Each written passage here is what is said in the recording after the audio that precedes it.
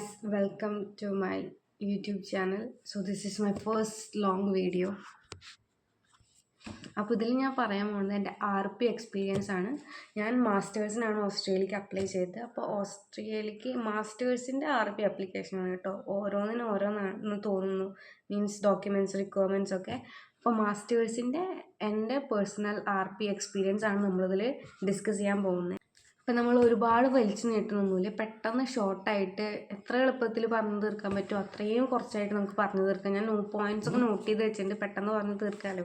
അപ്പോൾ ആദ്യം നമുക്ക് ട്രാവലിംഗ്. അപ്പോൾ നമുക്കറിയാമല്ലോ, ഈ ഓസ്ട്രിയയുടെ എംബസിയിൽ പോയിട്ട് വേണം നമ്മൾ ഈ ഡോക്യുമെൻറ്റ്സ് RPക്ക് വേണ്ടിയിട്ട് ഡോക്യുമെൻറ്റ്സ് സബ്മിറ്റ് ചെയ്യാൻ. നമ്മളിവിടെ ജർമ്മനിയിലൊക്കെ ആണെങ്കിൽ എനിക്ക് തോന്നുന്നു അത്ര വലിയ പാടില്ല എന്ന് തോന്നി മാസ്റ്റേഴ്സിന് പോകാൻ വേണ്ടിയിട്ട്. നമുക്ക് ഡയറക്റ്റ് അഡ്മിഷൻ കിട്ടിക്കഴിഞ്ഞാൽ പിന്നെ നേരെ ഈ വിസ പ്രോസസ്സാണ്. നമ്മുടെ ഈ കൊച്ചിയിലും അല്ലെങ്കിൽ ചെന്നൈ, ബാംഗ്ലൂരൊക്കെ പോയിട്ടുള്ള വിസ VFS മാത്രമേ ഉള്ളൂ. പക്ഷേ ഇവിടെ ഓസ്ട്രിയയുടെ കേസിൽ വരുമ്പോൾ മാസ്റ്റേഴ്സിന്, ബാച്ചിലേഴ്സിനായാലും ഉണ്ടെന്ന് തോന്നുന്നു, എനിക്കറിയില്ല, ഞാൻ മാസ്റ്റേഴ്സാണ്. സോ മാസ്റ്റേഴ്സിന് വരുന്നത് ഓസ്ട്രിയയിൽ പോയിട്ട് നമ്മൾ ഓസ്ട്രേലിയയിൽ പോയിട്ടില്ല, ഡൽഹിയിൽ പോയിട്ട് നമ്മൾ ഡോക്യുമെൻറ്റ്സ് മുഴുവൻ സബ്മിറ്റ് ചെയ്യണം, ഓസ്ട്രിയൻ എംബസിയിൽ സബ്മിറ്റ് ചെയ്യണം. അപ്പോൾ നമ്മൾ ഇവിടെ നിന്ന്, എനിക്ക് ഡേറ്റ് എന്ന് പറയുന്നത് ഒക്ടോബർ 22-നായിരുന്നു എനിക്ക് അവർ ഡേറ്റ് തന്നിട്ടുണ്ടായിരുന്നത്. അപ്പോൾ ഞാനൊരു 19th തന്നെ ഇവിടെ നിന്ന് നമ്മൾ ട്രെയിനിലാണ് പോയത്. ഫ്ലൈറ്റിൽ പോകാനാണെങ്കിൽ ഒരു 21st പോയാൽ മതിയായിരിക്കും. ഞങ്ങൾ 19th ട്രെയിൻ കയറി 21st ഞങ്ങൾ അവിടെ എത്തുകയാണ് ചെയ്തത്. ട്രാവലിംഗ് ഒന്നും വലിയ കുഴപ്പമൊന്നും ഉണ്ടായിരുന്നില്ല. 21st അവിടെ എത്തി. അവിടെ നമ്മൾ അക്കോമഡേഷനൊക്കെ എടുത്തിട്ടുണ്ടായിരുന്നു. പിന്നെ നമ്മൾ 22nd എംബസിയിലേക്ക് പോയപ്പോഴാണ് നമുക്ക് പണി കിട്ടിയത്. കാരണം എനിക്ക് ടൈം 8:40 ആയിരുന്നു എനിക്ക് ടൈം കിട്ടിയിട്ടുണ്ടായിരുന്നു മോർണിംഗ്. പക്ഷെ നമ്മളവിടെ പോയപ്പോൾ എൻ്റെ നെയിം അവരുടെ സ്ലോട്ടിലില്ലായിരുന്നു. എൻ്റെ നെയിം ഉണ്ടായിരുന്നില്ല. പക്ഷെ എനിക്ക് അവിടെ നിന്ന് നമുക്ക് മെയിലൊന്നും ഉണ്ടാവില്ല. ആ മെയിലൊക്കെ ഞാൻ പ്രിൻ്റ് ഔട്ട് ചെയ്തിട്ട് കൊടുത്തിട്ടുണ്ടായിരുന്നു. പക്ഷെ അവർ പറഞ്ഞത് എന്താ റീസണൊന്നും അറിയില്ല, അവരുടെ സിസ്റ്റത്തിൽ എൻ്റെ നെയിം ഇല്ല. അപ്പോൾ അവർക്ക് എന്തായാലും എൻ്റെ ഡോക്യുമെൻറ്റ്സ് വെരിഫൈ ചെയ്യാൻ പറ്റില്ല. പക്ഷേ എനിക്ക് 2 ഓപ്ഷൻ അവർ തന്നു. ഒന്നെങ്കിൽ തിരിച്ച് പോയിട്ട് വീണ്ടും ഫസ്റ്റ് മുതൽ RPക്ക് അപ്പോയിൻമെൻ്റ് എടുത്ത് ഡേറ്റ് എടുത്ത് വീണ്ടും വരിക ഡൽഹിയിലേക്ക്, അല്ലെങ്കിൽ പിന്നെ അടുത്ത ദിവസം നെക്സ്റ്റ് ഡേ വരാൻ പറഞ്ഞു. ഞാൻ എൻ്റെ RP പ്രോസസ്സ് ഒക്ടോബർ 23-നായിരുന്നു. 23-നാണ് എൻ്റെ പ്രോസസ്സ് നടന്നത്. അപ്പോൾ ഞാനിതിന് ഡോക്യുമെൻറ്റ്സ് പറയാം. അപ്പോൾ ഡോക്യുമെൻറ്റ്സ് ഫസ്റ്റ് വന്ന് നമ്മളെ RPയുടെ അപ്ലിക്കേഷൻ ഫോം, അതാണ് നമ്മുടെ ഫസ്റ്റ് വേണ്ട ഡോക്യുമെൻറ്റ്. എല്ലാത്തിൻ്റെയും ഒരു 2 പ്രിൻ്റൊക്കെ എടുത്ത് കൈ പിടിക്കുക, നമ്മുടെ എല്ലാ ഡോക്യുമെൻറ്റ്സിൻ്റെയും. കാരണം എപ്പോഴാണ് എന്താ ആവശ്യം വരുന്നതെന്ന് നമുക്ക് പറയാൻ പറ്റില്ല. പിന്നെ അവിടെ പോയിട്ട് പ്രിൻ്റ് എടുക്കാനൊക്കെ പറ്റും. എംബസിയിൽ പോകുന്നതിന് മുന്നേ എല്ലാം സെറ്റാക്കി വെക്കുന്നതായിരിക്കും നല്ലത്. പിന്നെ നമുക്ക് വന്ന മെയിൽ ഐഡിയും മെയിൽ ഐഡി അല്ല, മെയിൽ നമുക്ക് അവിടെ നിന്ന് വന്നിട്ടുണ്ടാവുമല്ലോ, നമുക്ക് ഇന്ന ടൈമിൽ അപ്പോയിൻമെൻറ്റ് ഡേറ്റ്, അതിൻ്റെ ഒരു കോപ്പിയും കയ്യിൽ വെച്ചേക്കുക, ഒരു സെക്യൂരിറ്റി, അത്രേ ഉള്ളൂ.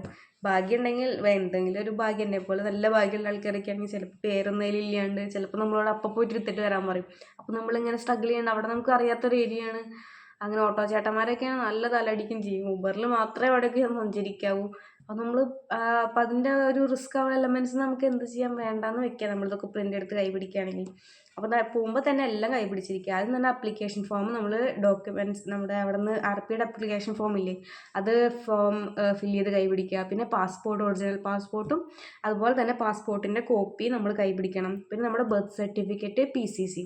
ഞാൻ ബർത്ത് സർട്ടിഫിക്കറ്റാണ് സബ്മിറ്റ് ചെയ്തിട്ടുണ്ടായിരുന്നത്. എനിക്ക് തോന്നുന്നു അവിടെ ബർത്ത് സർട്ടിഫിക്കറ്റ് കൊടുത്തിട്ടുണ്ടായിരുന്നു. മെജോറിറ്റി എല്ലാവരും ബർത്ത് സർട്ടിഫിക്കറ്റ് തന്നെയാണ് വെച്ചിട്ടുണ്ടായിരുന്നത്. ഇനി അതിന് എന്തെങ്കിലും ഓൾട്ടർനേറ്റീവ് ഉണ്ടോയെന്ന് എനിക്കറിയില്ല. അപ്പോൾ ബർത്ത് സർട്ടിഫിക്കറ്റും PCCയും ഇത് 2 ഒറിജിനലാണ്. ഇത് 2ഉം അപ്പോസ്റ്റൽ ചെയ്യും കൂടി വേണം. കാരണം കുറച്ച് പേരൊക്കെ ബർത്ത് സർട്ടിഫിക്കറ്റ് അപ്പോസ്റ്റൽ ചെയ്യാതെ വന്നിട്ടുണ്ടായിരുന്നു. അപ്പോൾ അങ്ങനെയല്ല, ബർത്ത് സർട്ടിഫിക്കറ്റും PCC, പോലീസ് ക്ലിയറൻസ് സർട്ടിഫിക്കറ്റ്, 2 നമ്മൾ അപ്പോസ്റ്റൽ ചെയ്തിട്ട് തന്നെ കൈപിടിക്കണം. മാത്രമല്ല നമ്മൾ അതെന്ത് ചെയ്യണം, അതിൻ്റെ പ്രിൻ്റ് ഔട്ടും കൂടി എടുക്കണം. എന്തായാലും നമ്മൾ ഈ ബർത്ത് സർട്ടിഫിക്കറ്റ്, നമ്മൾ എന്തൊക്കെ ഡോക്യുമെൻറ്റ്സ് ഒറിജിനൽ കൈപിടിക്കുന്നുണ്ട് അതിൻ്റെ എല്ലാം പ്രിൻ്റ് ഔട്ട്സ് നമ്മൾ കൈപിടിക്കണം. പിന്നെ എല്ലാത്തിൻ്റെ ഒറിജിനലും കൈപിടിക്കണം. എല്ലാം കൈപിടിച്ചിട്ട് വേണം അവിടെ പോകാൻ. പിന്നെ ബർത്ത് സർട്ടിഫിക്കറ്റിൻ്റെ ഈ ബാക്ക് സൈഡിലായിരിക്കും നമുക്ക് അപ്പോസ്റ്റൽ ചെയ്ത് തരിക. ആ അപ്പോസ്റ്റൽ ചെയ്ത പോർഷനും പ്രിൻ്റ് ഔട്ട് എടുക്കണം കേട്ടോ. കാരണം ഞാനത് പറയാൻ കാരണം, ഞങ്ങൾ അവിടെ വന്ന് ചില ആൾക്കാർ ഫ്രണ്ട് പോർഷൻ മാത്രം പ്രിൻ്റ് ഔട്ട് എടുത്തിട്ട് വന്നിട്ടുണ്ടായിരുന്നു. പക്ഷെ അങ്ങനെയല്ല, നമ്മൾ അപ്പോസ്റ്റൽ ചെയ്ത ബാക്ക് സൈഡും ഫ്രണ്ട് സൈഡും അങ്ങനെ വേണം പ്രിൻ്റ് എടുക്കാൻ വേണ്ടിയിട്ട്. ബർത്ത് സർട്ടിഫിക്കറ്റും PCCയും 2ഉം അപ്പോസ്റ്റൽ ചെയ്യണം. പിന്നെ നമ്മൾ ഇൻഷുറൻസ് ആണ്. കുറേ പേര് ഇൻഷുറൻസ് ടിക്കറ്റ് എടുത്തിട്ട് ഇൻഷുറൻസ് എടുക്കാൻ പറ്റുള്ളൂ അങ്ങനെയൊക്കെ ഞാനവിടെ പറയുന്നത് കേട്ടിട്ടുണ്ടായിരുന്നു. സ്റ്റുഡൻസ് കിട്ടും ഈ ഡേറ്റിന് വന്ന കുറച്ച് പേർക്കൊക്കെ റിജക്ഷൻ പോലെ അവരിങ്ങനെ പറയുമല്ലോ പറ്റില്ല ഈ സാധനം വേണമെന്ന്. അപ്പോൾ അവരുടെ ഒരു ഡിസ്കഷൻ കേട്ടാണ് ഞാൻ ഈ പറയുന്നത്. അപ്പോൾ ഇൻഷുറൻസ് എന്തായാലും എടുക്കണം. ഞാൻ ബജാജിൻ്റെ ഇൻഷുറൻസാണ് എടുത്തിട്ടുണ്ടായിരുന്നത്. ഒരു 6600 സംതിങ്, 6800 6000 സംതിങ് ആയിരുന്നു ഞാൻ എടുത്ത ഇൻഷുറൻസിന്.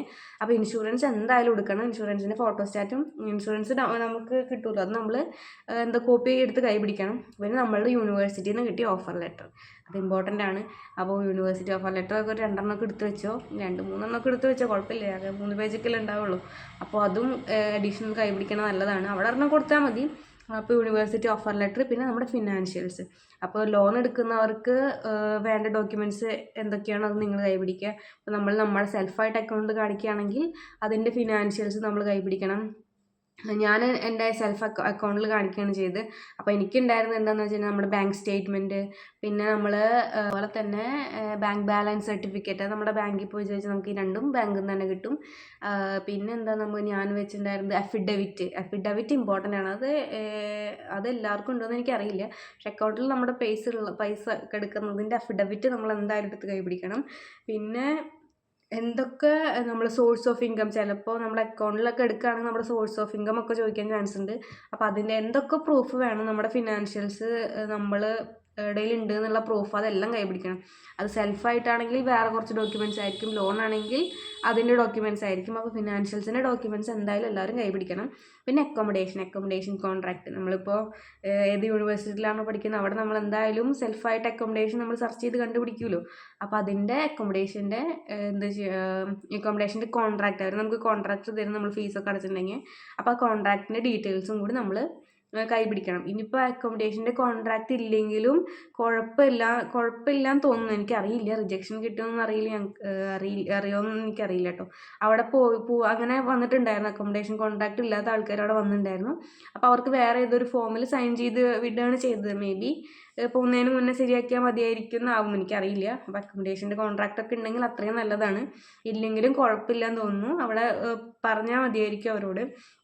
അപ്പോൾ ഇതാണ് മെയിനായിട്ട് കൊണ്ടുപോകേണ്ട ഡോക്യുമെൻറ്റ്സിൻ്റെ ലിസ്റ്റ് എന്ന് പറയുന്നത്. ആപ്ലിക്കേഷൻ ഫോം, പാസ്പോർട്ടിൻ്റെ copy, birth certificate, PCC, insurance, offer letter, financials and accommodation. ഇതാണ് നമ്മളവിടെ അവിടെ ഫ്രണ്ടിൽ തന്നെ കൊടുത്തിട്ടുള്ള ഡോക്യുമെൻറ്റ്സ് ആണ് ഈ സാധനങ്ങൾ. ഇതൊക്കെയാണ് നമ്മൾ എന്തായാലും കൈപിടിക്കേണ്ടത്.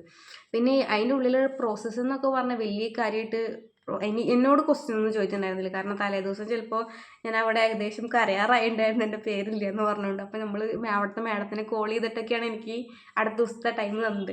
അതുകൊണ്ടാണോ എന്ന് എനിക്കറിയില്ല, എന്നോട് പ്രത്യേകിച്ച് ക്വസ്റ്റ്യൻ ഒന്നും ചോദിച്ചില്ല. പക്ഷെ എൻ്റെ മുന്നേ പോയ ആൾക്കാരൊക്കെ പറഞ്ഞിട്ടുണ്ടായിരുന്നു അവരോട് വൈ ഓസ്ട്രിയ, എന്തുകൊണ്ടാണ് ഓസ്ട്രിയ ചൂസ് ചെയ്തത്, പിന്നെ ഏതൊരു കോഴ്സ്, അതെന്തുകൊണ്ടാണ് ആ കോഴ്സ് ചൂസ് ചെയ്തത്, അങ്ങനെയൊക്കെ ചോദിച്ചു എന്ന് പറയുന്നുണ്ടായിരുന്നു. പിന്നെ എന്നോട് പ്രത്യേകിച്ചൊന്നും ചോദിച്ചില്ല, അതുകൊണ്ട് എനിക്ക് കൂടുതലൊന്നും അറിയില്ല. എൻ്റെ തൊട്ട് മുന്നേയുള്ള ആൾക്കാരോട് ഇങ്ങനെയൊക്കെ ചോദിച്ചിട്ടുണ്ടായിരുന്നു. അപ്പം അത്രയേ ഉള്ളൂ. അപ്പോൾ ഇതാണ് RPയിലുണ്ടായിരുന്ന പ്രോസസ്സ്, RP പ്രോസസ്സ്. അപ്പോൾ ഇതാണ് RPയിൽ മെയിനായിട്ട് വരുന്നത്, ഡോക്യുമെൻറ്റ്സ് വരുന്നത്. പിന്നെ നമുക്ക് ഫോട്ടോ വേണം കേട്ടോ. ആപ്ലിക്കേഷൻ ഫോമിലൊക്കെ ഒട്ടിക്കാൻ വേണ്ടിയിട്ട് ഒരു യൂറോപ്യൻ സ്റ്റാൻഡേർഡിലുള്ള ഫോട്ടോ വേണം. ഒരു 35-45 അതാണ് തോന്നുന്നു അതിൻ്റെ മെഷർമെൻറ്റ്. യൂറോപ്യൻ സ്റ്റാൻഡേർഡിന് ഗൂഗിൾ ചെയ്ത് നോക്കിയാൽ മതി. അപ്പോൾ യൂറോപ്യൻ സ്റ്റാൻഡേർഡിലുള്ളൊരു ഫോട്ടോ എന്തായാലും, ഒന്നല്ല നമ്മളെന്തായാലും ഇപ്പോൾ എടുക്കുമ്പോൾ കുറച്ചധികം ഫോട്ടോ ഉണ്ടാവില്ല. അപ്പോൾ യൂറോപ്യൻ സ്റ്റാൻഡേർഡിലുള്ള ഫോട്ടോ കയ്യിൽ വയ്ക്കുക. പിന്നെ ഇതിൽ പ്രോസസ്സിങ് എന്താണെന്ന് വെച്ച് കഴിഞ്ഞാൽ അവിടെ പോയിട്ട് നമ്മൾ ഈ പാസ്പോർട്ടിൻ്റെ വെരിഫിക്കേഷൻ, ആധാർ വെരിഫിക്കേഷനൊക്കെ നമ്മൾ തമ്പും അതുപോലെ തന്നെ ഫിംഗേഴ്സിൻ്റെ എല്ലാത്തിൻ്റെയും ഈ ഇതെടുക്കില്ലേ, ഫിംഗർ പ്രിൻ്റ് എല്ലാ സംഭവം എടുക്കില്ലേ, ആധാറിൻ്റെ വെരിഫിക്കേഷനാണ് അവിടെ നടക്കുന്നത്, എംബസിയിൽ നടക്കുന്നത്, ഓസ്ട്രിയൻ എംബസിയിൽ. അപ്പോൾ അവിടെ നമ്മൾ തമ്പും അതുപോലെ തന്നെ നമ്മുടെ ഫിംഗേഴ്സിൻ്റെ എല്ലാത്തിൻ്റെയും വെരിഫിക്കേഷൻ അവിടെ ഉണ്ടാവും. അത് കഴിഞ്ഞിട്ട് നമ്മുടെ പാസ്പോർട്ടിൽ അവരൊരു സീൽ വെച്ച് തരും. നല്ല സ്റ്റാമ്പ് സീൽ പോലത്തെ ഒരു സംഭവം വെച്ച് തരും, ഡോക്യുമെൻറ്റ്സ് റിസീവ്ഡ് എന്നൊക്കെ പറഞ്ഞിട്ട് അങ്ങനത്തെ സംഭവം വെച്ച് തരും. അതാണ് ഈ പ്രോസസ്സ് എന്ന് പറയുന്നത്, ഈ RP പ്രോസസ്സ് എന്ന് പറയുന്നത്. അപ്പോൾ എല്ലാ ഡോക്യുമെൻറ്റ്സും കറക്റ്റായിട്ട് കൊണ്ടുപോവുക.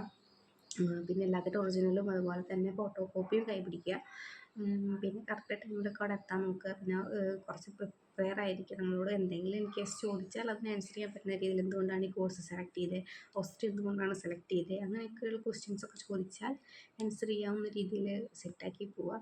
പിന്നെ എന്തെങ്കിലുമൊക്കെ ഡൗട്ട് ഉണ്ടെങ്കിൽ നിങ്ങൾ കമൻസിൽ ചോദിക്കുക. അപ്പോൾ ഇത്രയേ ഉള്ളൂ. ബൈ.